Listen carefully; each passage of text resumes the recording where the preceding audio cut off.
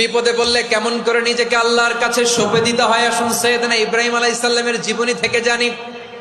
আল্লাহর খলিল ইব্রাহিম আলাইহিস সালাম আমাদের মতো সমাজ ব্যবস্থা পায় নাই।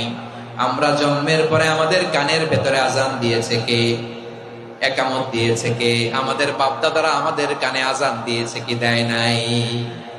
আমাদের জন্মের পরেই তো আজান, একামত, বাড়ির পাশে মসজিদ, প্রতিদিন আজান, জুমার খুতবা, প্রতি মাসে মাসে তাফসিরুল কোরআন মাহফিল, মসজিদ, মিনারা, অভাব নাই।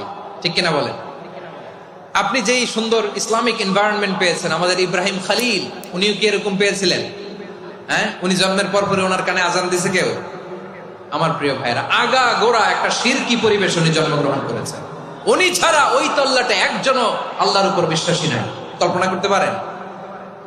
গোটা তল্লাটে, গোটা দেশে বিশ্বাসী মুমিন, আল্লাহর উপর বিশ্বাস স্থাপনকারী